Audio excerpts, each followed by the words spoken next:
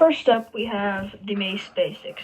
Now, the Mace basics include what the weapon does, how it works, and enchants. But we will cover enchants next. So, first up, you can just simply use a wind charge to propel yourself up by throwing it at your feet. Now, you can increase the height that you go at by simply jumping and throwing it at the same time. And using this, you can do more damage, because the mace does damage depending on how high you are falling from. So let's say I fall from this height, that does some damage, some decent damage, but not a ton. I mean, it did pop him, but only because the mace is maxed out. But if I were to go all the way up, that would do much more damage. Now, the mace also has three unique enchants: Density, Breach, and Windburst. Density, it does more damage the higher you're falling from. So, that's why I can put so much damage to him, because I'm just falling. Now, Breach ignores about 40% of your armor. So with Breach, just do that. And Breach also does more damage than a netherite sword, because it ignores about half of your armor.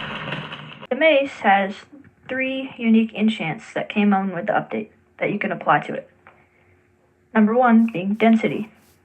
Density increases damage depending on how high you fall from in said image. Now, the Windburst, when you attack someone with a mace smash attack, you will go flying back up when you hit them.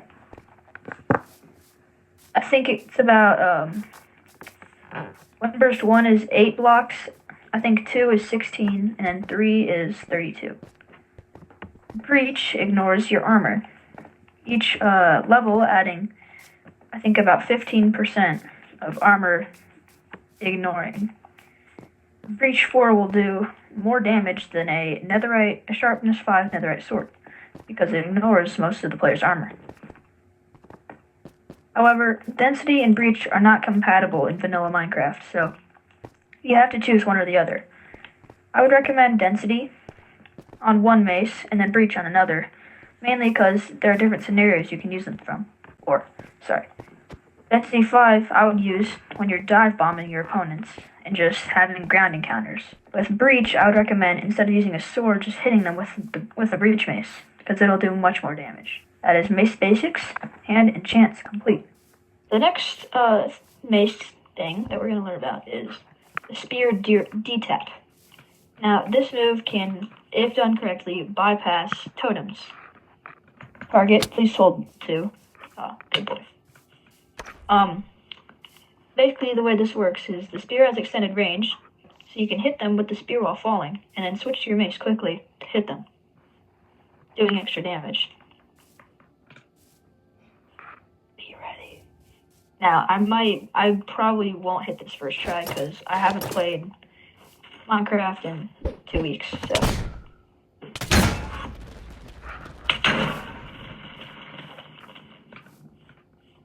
Did I pop twice on you? Yeah. Nod yes if I did. I can't tell. Oh.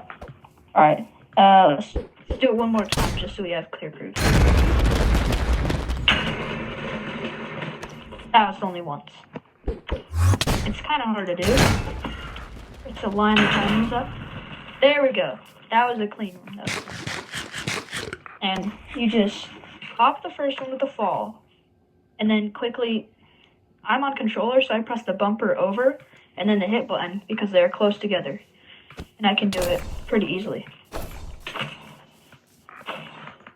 So, that is the Spear D-Tap, which can be pretty useful in a fight. The next move we're going to learn about is the Stun Slam. Now, I know what you're thinking. Isn't that just a Java-only feature? Technically, no, but also yes. The way it works on Bedrock is much different. You just spam axe while falling and then switch to mace, since there's no hit cooldown. So I can spam on him while falling, break the shield, and then quickly swap over to the mace, doing extra damage. And I'm going to be creative because it's a lot harder to do with wind charges. As you can see, I'm not good at this. Pretty difficult to hit. An eternity later. Now, the next thing we're going to talk about is pearls and pearl catching. But before that, check that out. Now, ender pearls, kind of useless on their own. I mean, you can just teleport, nothing too cool, and you're limited to only being able to throw it at blocks. However, with wind charges, which are also entities, you can throw the pearl and then throw the wind charge at it, colliding the two entities and then teleporting you to where the wind charge hits the pearl. Now, it can be kind of buggy because this is Bedrock Edition, so if you're off by a little bit, then it can miss. Now, this move is mainly used for what's next, which is dive bombing, which we will cover, which is just doing this, flying with your elytra, and hitting your opponent. Pearls aren't limited to just throwing up. You can throw it down, save yourself from taking fall damage. You can also throw them horizontally. Now, horizontally, I prefer just looking at an angle and then walking forward and pearl catching, which works pretty easy. And you can also do it by throwing the pearl and then looking slightly down and throwing a wind charge,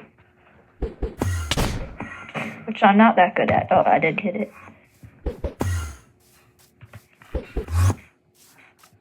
This can be used to pearl over your enemy. Subject, stand still! However, I suck at horizontal pearl catching, so we may have a little trouble here. Oh, lit.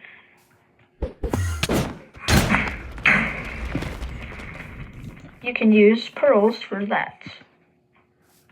And I would recommend wearing netherite armor for this because the pearls can... Or not the pearls, the wind charges, when you pearl catch up, do have some...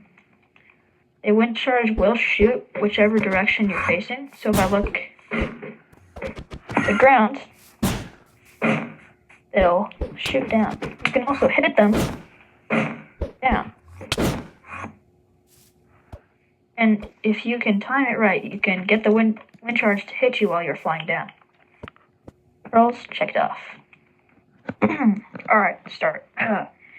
So, the next thing we're going to be talking about and covering is dive bombing. Dive bombing, I think personally, is the most impressive and most practical and overall best mace move, which is you do by typically pearl catching up and looking down and flying down at your enemy. Airball. Now, you can go as high as you want with this. Really. It's really up to you. But I hate pearl physics on Bedrock. Dive bombing, simplified, is you throw, as it covered in the pearls section, throw pearl up, then a wind charge, you look down with your elytra, and then just go into fly mode. And you don't have to swap between chestplate and elytra. You can simply just jump to stop your momentum, but I prefer this. You stop, I'd say 3 blocks before you hit them, so you have time to pull out your mace, and then you're just going to hit them. And if you can go at it from an angle, straight vertical, and then you can pearl catch up again to chain mace it.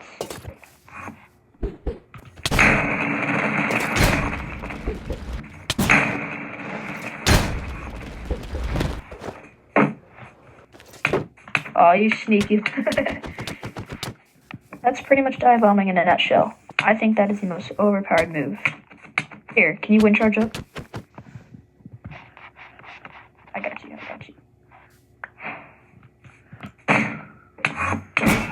I also forgot to mention grappling,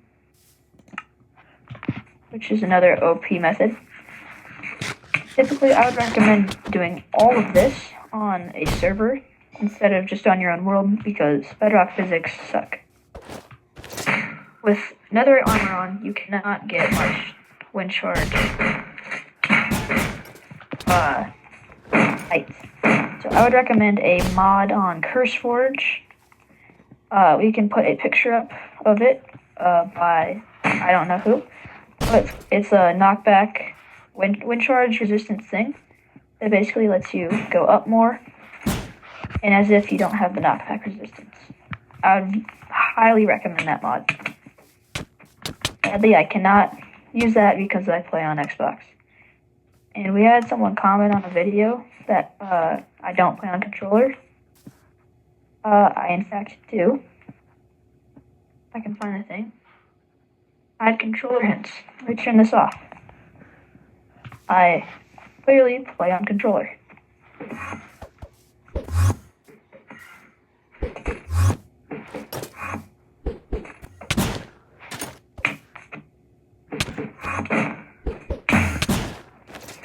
So, in your face, whoever did that. That will be about it. So if you learned anything from this tutorial on Mace, please, I'm not gonna beg.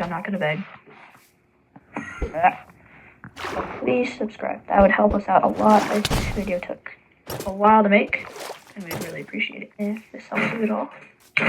Like, if you like it, you should like it. I hope you have a wonderful day, and the monks and Henry Godin out.